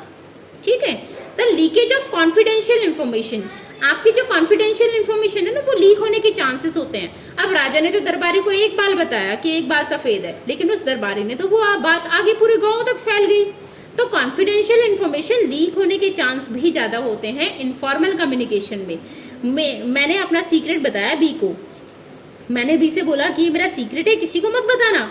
बी ने बोला अच्छा किसी को नहीं बताऊंगा। बी ने ये बात सी और डी को बता दी। ठीक है, क्योंकि सी और डी भी बी के अच्छे दोस्त थे। अब सी ने ये बात आगे ई और एफ को बता दी। ठीक है, तो ये क्या होगा, जो सीक्रेसी थी ना वो लीक होती चली गई। ठीक है, तो कॉन्फिडेंशियल इन्फॉर्मेशन के लीक होने के चांसेस ज़्यादा होते हैं। अब बात कर लेते हैं इसके कुछ बैरियर्स की। ठीक है, बैरियर्स ऑफ इफेक्टिव कम्युनिकेशन। अब यहाँ हम बात करते हैं barriers to effective communication. Barriers का मतलब होता है रुकावटें, बाधाएं। क्या क्या रुकावटें आ सकती हैं इफेक्टिव कम्युनिकेशन में। तो ये देखिए हमारे 4 टाइप्स के बैरियर्स हैं, semantic barrier, psychological barrier, organisational barrier या पर्सनल बैरियर। अब इन सब के बारे में हम बात कर लेते हैं। तो फर्स्ट हमारा सिमेंटिक बैरियर। सिमेंटिक बैरियर में क्या होता है, कभी कभी ना कुछ वर्ड्स या सेंटेंसेस ऐसे होते हैं जिनकी मीनिंग्स अलग अलग हो जाती है या सुनने में सेम लगता है लेकिन मीन्स चेंज होता है। उनकी वजह से जो बैरियर आ जाता है, जो मैसेज चेंज हो जाता है, उसे बोलते हैं सिमेंटिक बैरियर। ठीक है, तो sometimes same words and sentences can be understood differently by different people in the organisation. Word एक ही है, सेंटेंस एक ही है, लेकिन उसका मीनिंग अलग अलग लोगों ने समझ लिया है। ठीक है, तो उसे बोलते हैं हम सिमेंटिक बैरियर। अब इसके रीजंस क्या क्या होते हैं, कौन कौन से रीजंस है जिससे सिमेंटिक बैरियर आता है। फर्स्ट हो गया badly expressed message. Badly message को अच्छे से एक्सप्रेस ही नहीं किया है वो। इसमें मिस्टेक क्या क्या हो सकती है, या तो आपने रॉन्ग वर्ड को चूज कर लिया है, या फिर कुछ वर्ड्स थे जो इंपॉर्टेंट वर्ड्स थे उन्हें मिस कर दिया। ठीक है। अब मैं इसका एक एग्जांपल ले रही हूँ। एक बार क्या हुआ, हमारी कुकिंग क्लास चल रही थी स्कूल में, तो मेरे पास प्रिंसिपल का मैसेज आया कि meet me before the period. अब पीरियड स्टार्ट होने वाला था, तो मैं उनके पास पहुंच गई कि मैम आपने मुझे बुलाया। मैम ने बोला कि हाँ बुलाया तो था, बातें करने लगे।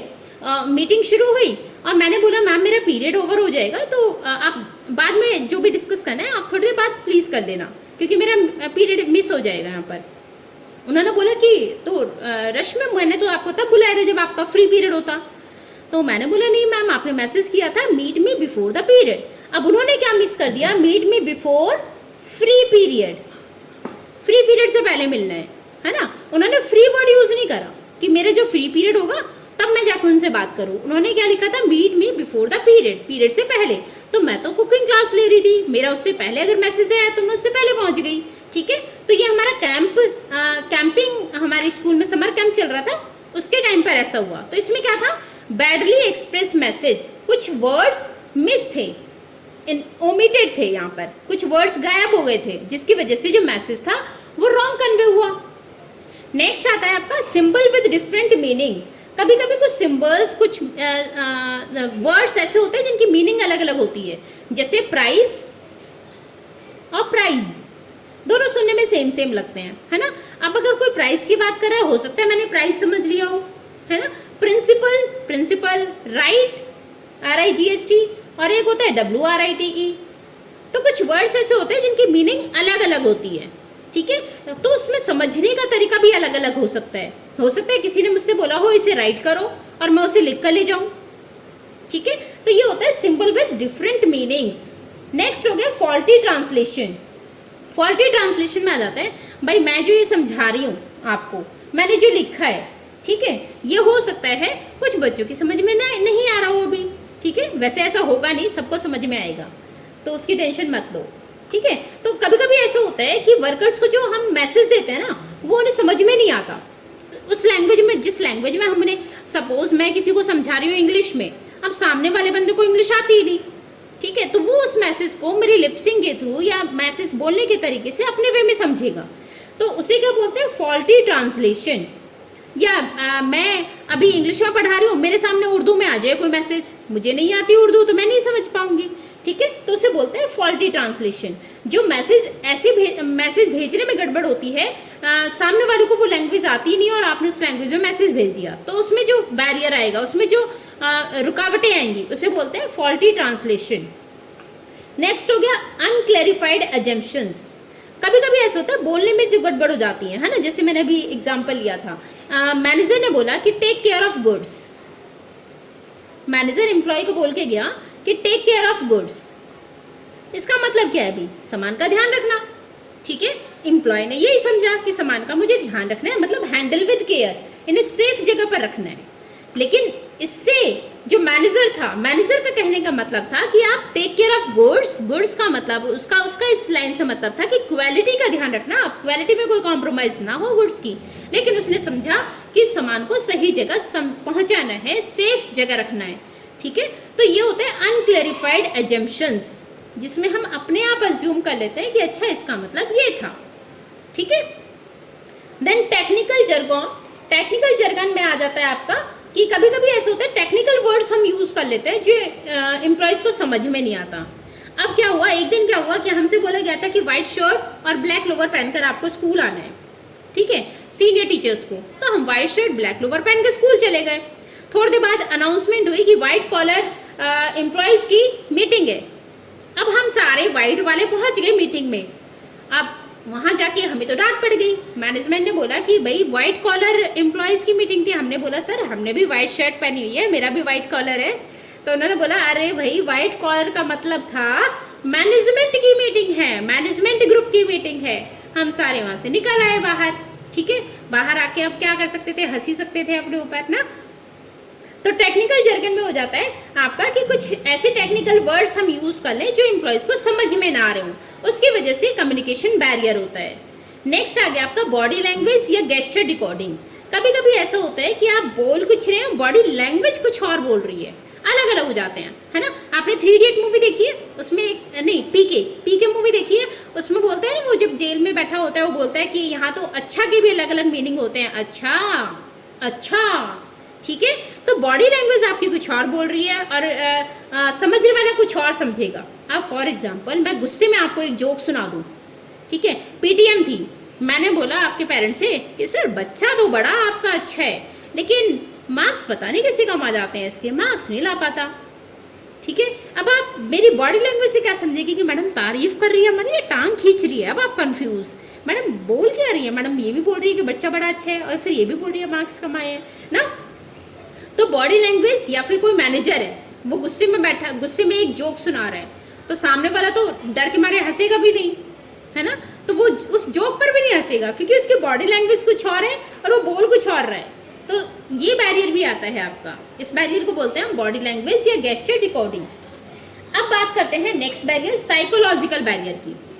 साइकोलॉजिकल बैरियर्स में कौन कौन से बैरियर्स आते हैं? साइकोलॉजिकली मतलब हम माइंड सेट से अपना कुछ और सोच रहे हैं, कुछ और कर रहे हैं, वो होते हैं आपके साइकोलॉजिकल बैरियर, ठीक है। मन आपका कहीं और है, मैं आपको यहाँ पढ़ा रही हूँ, आपका ध्यान है चैटिंग पर कि अच्छा मेरी फ्रेंड ने मैसेज भेजा है, पढ़ तो लो एक बार क्या मैसेज भेजा है, पढ़ लिया, अच्छा ठीक है चलो पढ़ लिया हो तो वापस आ जाओ, मैं साइकोलॉजिकल बैरियर की बात कर लेते हैं, राइट। तो साइकोलॉजिकल बैरियर्स में क्या था कि कभी कभी ऐसा होता है कि हम गुस्से में बैठे हुए हैं या हम बहुत फ्रस्ट्रेटेड हैं और सामने वाला हमसे कुछ बोल कर गया, हमने उसे इग्नोर कर दिया, हमने सुना ही नहीं कि उसके मैसेज को ध्यान ही नहीं दिया कि वो क्या हमसे बोल कर गया था, ठीक है। उस कंडीशन में जो बैरियर्स आते हैं, फर्स्ट हो गया आपका प्रीमेचर इवैल्यूएशन।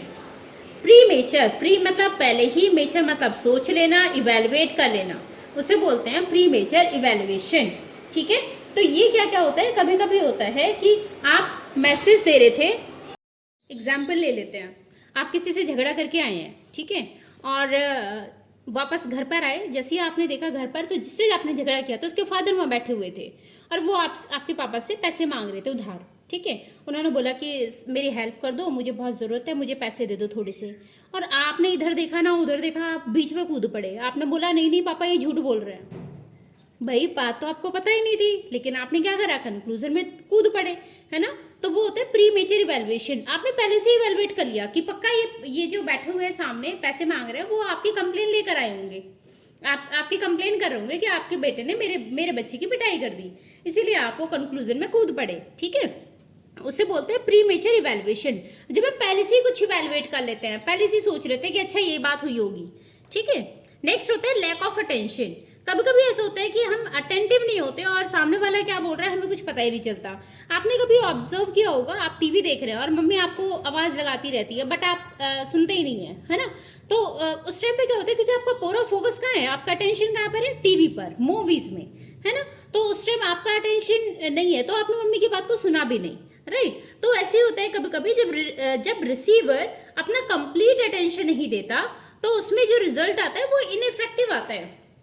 ये कभी कभी ऐसे भी होता है कि फॉर एग्जाम्पल आपका ब्रेकअप हो गया है, आपका फ्रेंड आपसे बोल रहा है कि यार वो आपको अपनी बातें बता रहा है और आप तो देवदास बने घूम रहे हैं, है ना।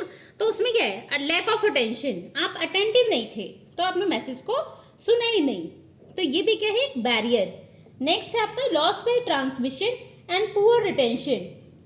कभी कभी होता है पुअर रिटेंशन का मतलब होता है कम्युनिकेशन चैनल बहुत लंबा हो जाता है, जैसे हमने पहले बात की थी, है ना। तो यहाँ से यहाँ तक बात पहुँचाने के लिए इसमें काफ़ी सारे मीडिएटर हैं, काफ़ी सारे बंदे हैं जिनको मैंने ये बात पहुँचानी है, फॉरवर्ड करनी है आगे। अब इससे ये बात जाएगी तो उसका मीन्स जो होगा वो यहाँ तक जाते आते कहीं ना कहीं थोड़ा बहुत चेंज हो जाएगा, फिर यहाँ से यहाँ तक जाते आते वो और चेंज हो जाएगा, सेम मैसेज भी फाइनली मैसेज पहुँचेगा इस बंदे के पास, तो ये पूरा फिल्टर हो चुका होगा, मैसेज का मीन्स ही चेंज हो चुका होगा, ठीक है। आप प्रैक्टिकली भी कर सकते हैं इस चीज़ को। आप अपनी क्लास में किसी एक फ्रेंड को कोई बात बताइए, उससे बोलो वो सेम रिपीट करेगा आगे बिना किसी को इंटरफेयर करे, है ना, किसी और तीसरा बंदा कोई इन्वॉल्व नहीं होगा। फिर उससे बोलिए वो आगे पास करेगा, ऐसे ही करके फर्स्ट बेंच से लास्ट बेंच तक आप वो ये कन्वे करिए मैसेज को, और आप देखेंगे वो मैसेज कहीं ना कहीं मिक्स हो गया है, ठीक है। तो वो होता है लॉस बाय ट्रांसमिशन मतलब जो ट्रांसफॉर्म किया है अपने मैसेज को, वहाँ कहीं ना कहीं बीच में प्रॉब्लम हो गई है जिसकी वजह से मैसेज आपका कन्वर्ट हो गया, चेंज हो गया, तो ये भी एक बैरियर है। नेक्स्ट है डिस्ट्रस्ट। ये होता है दो बंदों के बीच में ए को बी पर भरोसा ही नहीं है, ठीक है। तो ऐसे में वो बी की बात ध्यान से सुनेगा भी नहीं, अब वो अवॉइड करेगा उसके मैसेज को, वो कोशिश ही नहीं करेगा कि वो बोल क्या रहा है, या फिर वो कुछ अच्छा भी बोलेगा तो उसे इसके बारे में बेकार ही लगेगा, है ना, उसे लगेगा कि नहीं नहीं मेरे बारे में तो अच्छा बोल ही नहीं सकता, ये गलत ही बोल रहा होगा कुछ ना कुछ। ठीक, तो ये होता है डिस्ट्रस्ट, तो ये भी एक बैरियर होता है, राइट। अब बात कर लेते हैं ऑर्गेनाइजेशनल बैरियर। ऑर्गेनाइजेशन के अंदर ऐसे कौन कौन से बैरियर्स होते हैं जिसकी वजह से जो हमारा कम्युनिकेशन है वो प्रॉपर नहीं चल पाता। ठीक, फर्स्ट है ऑर्गेनाइजेशन पॉलिसी। कभी कभी ऑर्गेनाइजेशन की पॉलिसीज ऐसी आती हैं जिसकी वजह से वो बैरियर बन जाती हैं। फॉर एग्जाम्पल अगर हम देखें सेंट्रलाइज्ड ऑर्गेनाइजेशन में जहां पावर केवल बॉस के पास थी, तो वहां एम्प्लॉयज तो कुछ कर ही नहीं पा रहे हैं, है ना, एम्प्लॉयज अपना अपने व्यूज वो किसी के साथ शेयर ही नहीं कर पा रहे हैं, तो वो फ्रीली कम्युनिकेट नहीं कर पाएंगे, तो यहाँ पे कम्युनिकेशन बैरियर हो गया, है ना, वो एक दूसरे से फ्रीली बात ही नहीं कर सकते, राइट, तो ये भी एक बैरियर होता है। देन रूल्स एंड रेगुलेशंस, कभी कभी किसी किसी ऑर्गेनाइजेशन के रूल एंड रेगुलेशंस भी बैरियर की तरह शो होते हैं, बैरियर बन जाते हैं किसी भी कंपनी के लिए। जैसे फॉर एग्जाम्पल जैसे इन्फॉर्मेशन किसी तक पहुंचानी थी तो प्रॉपर स्केलर चेन को आपको फॉलो करना है, वो इन्फॉर्मेशन लेट होगी, उसका हो सकता है मैसेज का मीन्स निकल चुका हो जब तक वो इन्फॉर्मेशन आगे फॉरवर्ड हो, है ना, डिले इन एक्शंस होते हैं, तो ये भी बैरियर्स है। स्टेटस डिफरेंस, भाई अब टॉप लेवल वाला बंदा है और एम्प्लॉय उसे जाके कोई सजेशन दे रहा है, तो क्या वो सुनेगा? मालिक सुनेगा? उसे तो अपने अंदर ईगो रहेगा ना कि अरे मैं तो मालिक हूँ, मैं इसकी बात क्यों सुनूं। तो स्टेटस के डिफरेंस भी एक बैरियर का काम करता है। Next, complex organisation. कोई कोई ऑर्गेनाइजेशन ऐसी होती हैं जहां पर बहुत सारे लेवल्स हो जाते हैं किसी भी इंफॉर्मेशन को पास करने के लिए, जहां इंफॉर्मेशन आगे तक अलग अलग लेवल तक पहुंचते पहुंचते वो फिल्टर हो जाती है। ठीक, नेक्स्ट है ऑर्गेनाइजेशनल फैसिलिटीज। यहाँ कहीं कहीं किसी किसी ऑर्गेनाइजेशन में फ्री फ्लो होता ही नहीं है कम्युनिकेशन का। फॉर एग्जाम्पल जो फ्री फ्लो होता है कम्युनिकेशन का, अगर कम्युनिकेशन अच्छा करना है आपको तो आपकी ऑर्गेनाइजेशन में कंप्लेन बॉक्स हो, टास्क फोर्स हो, सोशल गेट टुगेदर हो, ऐसी चीज़ें होती है तो कम्युनिकेशन बैरियर नहीं होते। बट अगर ये सारी चीज़ें नहीं है तो कहीं ना कहीं वो किसी न किसी फॉर्म में कम्युनिकेशन बैरियर बनेगा आपके लिए। ठीक है, नेक्स्ट बात कर लेते हैं पर्सनल बैरियर। नेक्स्ट हमारा पर्सनल बैरियर, इसमें आ जाता है आपका lack of confidence of superior in his subordinate. भाई सुपीरियर को ना अपने सबऑर्डिनेट पर भरोसा नहीं है, ठीक है, तो सबऑर्डिनेट उसे जो भी एडवाइस देगा, जो भी ओपिनियन देगा या सजेशंस देगा, सुपीरियर उसको ध्यान से सुनेगा ही नहीं, तो ये भी एक बैरियर है। देन लैक ऑफ इंसेंटिव, जब आपको किसी काम करने के बदले में पैसे ना मिले ना, अगर आप सपोज आप किस सोशल सर्विस कर रहे हो तो आप बहुत सारे मैसेजेस को अवॉइड करोगे, तो वो भी एक बैरियर का काम करता है। ठीक है, कोई आपको इंसेंटिव नहीं मिल रहा है तो आप इनिशिएटिव नहीं लेंगे किसी काम को आगे करने के लिए, तो आप बिना मन से मैसेज को फॉरवर्ड करेंगे, तो कहीं ना कहीं वो भी एक बैरियर बन जाता है। फियर ऑफ अथॉरिटी, कभी कभी कुछ चीज़ें ऐसी होती है, कुछ इन्फॉर्मेशंस ऐसी होती हैं जिन्हें सुपीरियर्स आगे फॉरवर्ड नहीं करते अपने सबऑर्डिनेट्स को, क्योंकि उन्हें लगता है कि कहीं उनकी अथॉरिटी, उनकी पावर्स कम ना हो जाए ये बताकर। ठीक है, जैसे अपने बारे में कोई सीक्रेट्स है वो नहीं बताएंगे, या फिर कोई और ऐसी बात है जिससे उनकी पावर जा सकती है, वो उस चीज़ को आगे कन्वे नहीं करेंगे, तो वो भी एक बैरियर है। ठीक है, नेक्स्ट हो गया आपका अनविलिंगनेस टू कम्युनिकेट। आपका मन ही नहीं है आगे फॉरवर्ड करने का या काम करने का उस टाइम। ठीक है, तो कभी कभी ऐसा होता है एम्प्लॉयज का मन ही नहीं होता कि अरे यार ठीक है बोल दिया ना, कर देंगे आगे फॉरवर्ड। ठीक, तो इस तरीके से भी वो अपने मतलब से ही आगे बात को फॉरवर्ड करेंगे। ठीक, तो यहाँ पर भी ये भी एक बैरियर का काम करता है, क्योंकि जब मैसेज फॉरवर्ड करना था आपका मन ही नहीं था फॉरवर्ड करने का, आपने नहीं किया, फिर जब आपका मन होगा आप तब उसे फॉरवर्ड कर रहे हैं, तो ये भी क्या है, barrier, unwillingness to communicate. Last topic है इस चैप्टर का, इम्प्रूविंग कम्युनिकेशन इफेक्टिवनेस। अब हम कम्युनिकेशन को ज़्यादा इफेक्टिव कैसे बना सकते हैं, कैसे उसमें सुधार ला सकते हैं। First, clarify the idea before communication.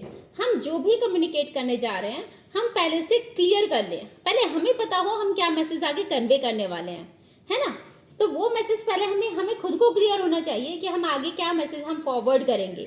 तो ये एक डायरेक्ट या सिंपल लैंग्वेज में होना चाहिए मैसेज, ताकि सामने वाले को, जिसको रिसीवर को आप भेज रहे हैं मैसेज, वो उस लैंग्वेज को समझ पाए।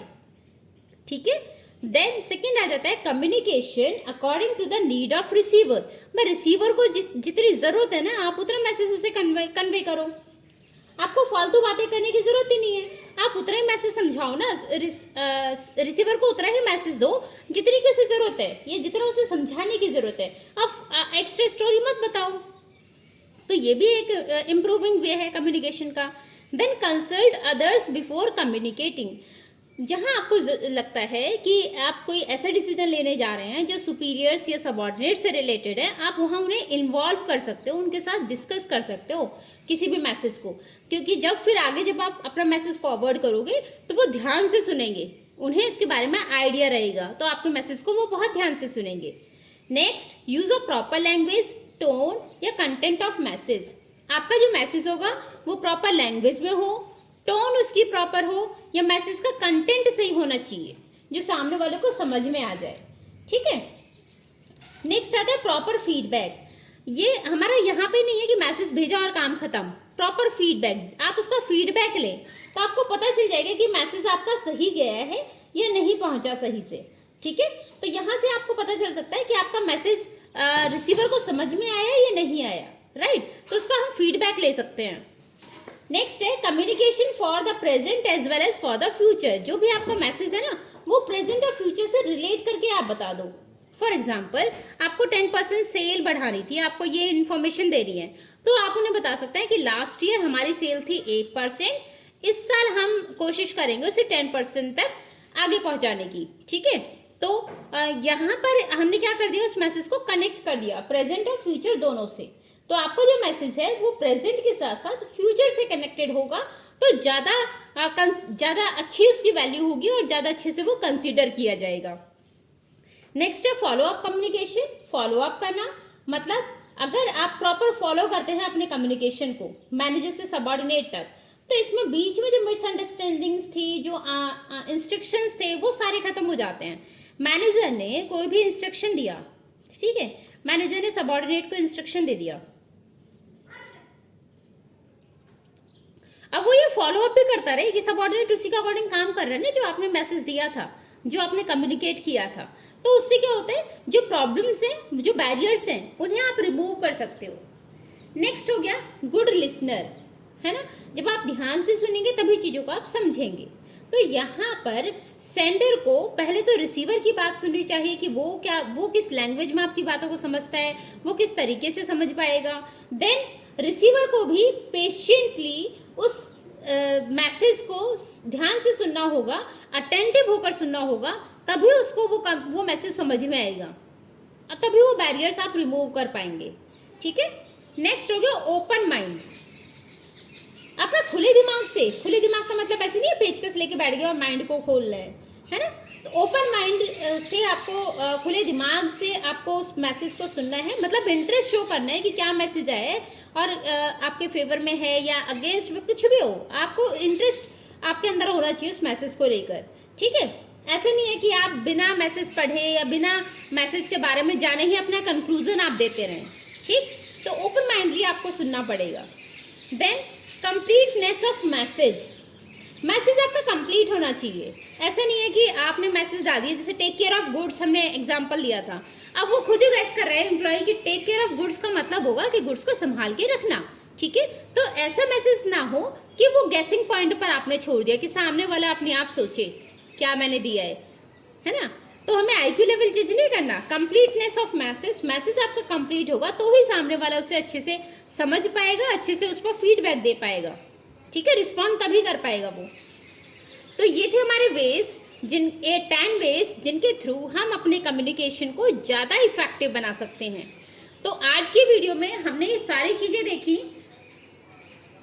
सबसे पहले हमने बात की थी डायरेक्टिंग के फीचर्स, फिर इसकी इम्पॉर्टेंस, देन एलिमेंट्स, ये हमने देखे। देन फिर हमने मोटिवेशन के बारे में डिस्कस किया कि मोटिवेशन क्या है और इसके फीचर्स, मोटिवेशन के फीचर्स क्या क्या है। मैस्लोस नीड हायरार्की थ्योरी, इसके बारे में हमने पढ़ा। देन इंसेंटिव्स के बारे में हमने डिस्कस किया, फाइनेंशियल इंसेंटिव्स और नॉन फाइनेंशियल इंसेंटिव्स। लीडरशिप, इसके बारे में हमने देखा, स्टाइल्स ऑफ लीडरशिप। ठीक है, then autocratic, democratic and free rein, ये तीनों स्टाइल की लीडरशिप के बारे में हमने पढ़ा। देन कम्युनिकेशन, इसके बारे में हमने देखा। कम्युनिकेशन के प्रोसेस हमने सीखे थे कि कम्युनिकेशन के प्रोसेस क्या क्या हैं, कैसे आप उन्हें लर्न कर सकते हैं। देन इसके फॉर्म्स हमने देखी थी, formal communication and informal. Formal के भी टाइप्स हमने पढ़े थे कि टाइप्स ऑफ फॉर्मल कम्युनिकेशन क्या क्या हैं। देन हमने बात की थी बैरियर्स ऑफ कम्युनिकेशन के, कि क्या क्या बैरियर्स है। ये सारे बैरियर हमने पढ़े, semantic barrier, psychological barrier, organisational barrier and personal barrier. And lastly हमने डिस्कस किया था इम्प्रूविंग कम्युनिकेशन इफेक्टिवनेस। तो आज की वीडियो में ये पूरा चैप्टर आपका कंप्लीट हो चुका है। आई होप, मुझे उम्मीद है और ये मैं गारंटी के साथ भी बोल सकती हूँ कि आपको ये चैप्टर अच्छे से समझ में आया होगा। अगर कोई डाउट रह जाता है, आपको लगता है कि कहीं पर कोई मिसकम्युनिकेशन बैरियर्स है कहीं पर कोई भी, तो आप वो कमेंट बॉक्स में पूछ सकते हैं। अच्छा, वीडियो आपने यहाँ तक देखी है उसके लिए thank you for watching the video. आपसे एक रिक्वेस्ट है, आपको जो भी एग्जाम्पल सबसे अच्छा लगा हो या जो ट्रिक अच्छी लगी हो, आप प्लीज़ वो ट्रिक मेरे साथ मुझे कमेंट बॉक्स में बताइए, ताकि मैं उससे ही रिलेटेड आगे आपके लिए नई नई ट्रिक्स बनाऊँ या नए एग्जाम्पल्स बनाऊँ। ठीक है, देखिए बेटा, इन सब में टाइम लगता है, थोड़ा सा सोचना पड़ता है हमें भी एग्जाम्पल्स बनाने से पहले या ट्रिक बनाने से पहले। तो आप अगर मुझे थोड़ा सा आइडिया दे देंगे तो मैं उसी बेसिस पर आगे आगे ट्रिक्स बनाऊंगी। ठीक है, तो आई होप, मैं उम्मीद करती हूँ ये सारे चैप्टर, ये सारे टॉपिक्स आपको अच्छे से क्लियर हुए होंगे। वीडियो अच्छी लगे तो वीडियो को लाइक करिए, शेयर करिए अपने फ्रेंड के साथ, क्लासमेट्स के साथ, और नए हैं चैनल पर तो सब्सक्राइब करना ना भूलें। मिलेंगे नेक्स्ट वीडियो में नेक्स्ट टॉपिक के साथ। तब तक अपना ध्यान रखिए, अपनी फैमिली का ध्यान रखिए एंड बाय बाय।